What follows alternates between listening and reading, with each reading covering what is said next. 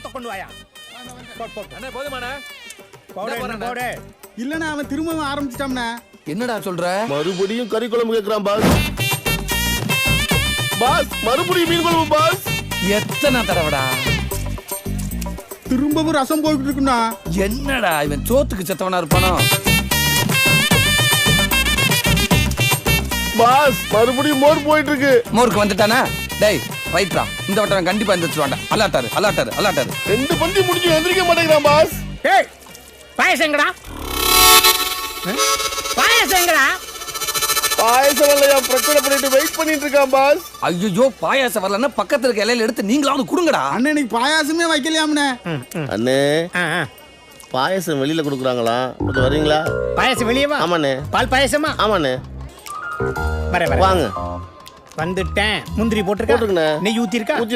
பாயசம் யார் தர்றா? பாஸ் கொடுப்பாருண்ணே. இவனா தர்றேன்? ஆமாண்ணே. பாயசம் எங்க வேணுமா? பாயசம் தர்றேன். பாயாசம் இல்லைன்னா வர வேண்டியதானே. எத்தனை பந்தி வெயிட் பண்ண. இன்றைக்கி நம்ம ஜவ்வரிசி சேமியா பாயாசம் செய்யலாம். தேவையானது 100 கிராம் ஜவ்வரிசி, 100 கிராம் சேமியா, சர்க்கரை ஒரு 400 கிராம் எடுத்துக்கோங்க, ஒரு மூடி தேங்காய் துருவல், ஏலக்காய் 5 எடுத்துக்கோங்க, 50 மில்லி நெய், முந்திரி திராட்சை 10 எடுத்துக்கோங்க, பால் 1 டம்ளர் எடுத்துக்கோங்க. நம்ம இனி அடுத்தது சமைக்கிறதுக்கு போகலாம் வாங்க.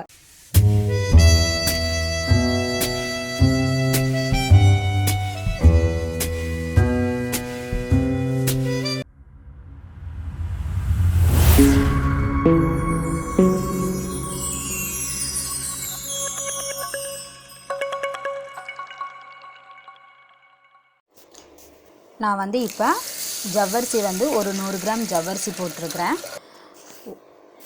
இப்போ 1.5 டம்ளர் நான் தண்ணி ஊற்றி இப்போ அடுப்பில் வைக்கிறேன். இன்னொரு 1.5 டம்ளர் தண்ணி ஊற்றணும். ஜவ்வரிசி வேகறதுக்கு நம்ம 3 டம்ளர் தண்ணி ஊற்றணும். முதல்ல 1.5 டம்ளர் தண்ணி ஊற்றிட்டேன். இப்போ ஒரு 1.5 டம்ளர் தண்ணி ஊற்றுனேன். ஜவ்வரிசி கொஞ்சம் வேகட்டும். அதுக்குள்ளேயும் நம்ம ஏலக்காயை நுணுக்கி எடுத்துக்கலாம். இப்போ ஏலக்காயை நான் நுணுக்கிட்டுருக்கிறேன். ஏலக்காய் நுணுக்கி எடுத்தால் ஜவ்வரிசி அதுக்குள்ளேயே கொஞ்சம் வெந்துருச்சு. நான் குச்சி சேமியா வாங்கியிருக்கேன். அதையே நம்ம கொஞ்சம் உடச்சி எடுத்துக்கலாம். இப்போ குச்சி சேமியா நான் உடச்சிட்டேன். இப்போ அந்த ஜவ்வரிசி வெந்ததுக்குள்ளே நம்ம போடலாம். நல்லா ஒரு கலரி விட்டுருங்க.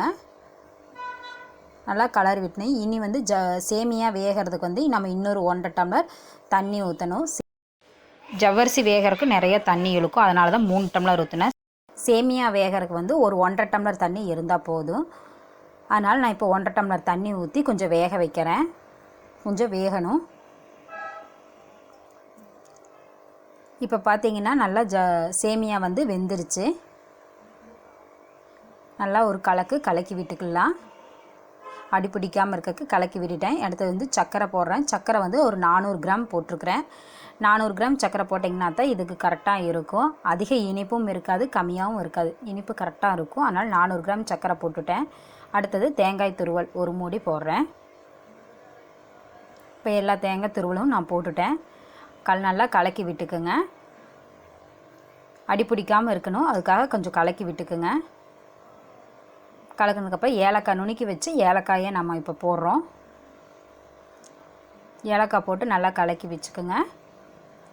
நம்ம அதில் ஒரு பாத்திரத்தில் கொஞ்சம் நெய் ஊற்றிருக்கிறேன். 50 மில்லி நெய் ஊற்றிருக்கிறேன். நல்லா நெய் சூடு ஆயிடுச்சு. இப்போ முந்திரி பருப்பு போட்டு நல்லா ஒரு கலக்கி விட்டுக்கலாம். ப்ரௌன் ஷேடில் வரணும். அதுக்காக முந்திரி பருப்பு போட்டு கொஞ்சம் லேசாக இதமான சூட்டில் வச்சிங்கன்னா போதும். ஏன்னா நெய் முதலே சூடு ஆயிடுச்சு, அதனால் முந்திரி பருப்பு போட்டிங்கன்னா போதும். இப்போ திராட்சையும் போட்டு நல்லா மிக்ஸ் பண்ணி விட்டுக்கோங்க. அது சீக்கிரம் திராட்சை ப்ரௌன் ஷேடுக்கு வந்துடும். இப்போ நம்ம நல்லா ப்ரௌன் ஷேடுக்கு இதாகிடுச்சு. நம்ம இப்போ எடுத்து வச்சுருக்கிற இந்த பாயாசத்துக்குள்ளே போடலாம்.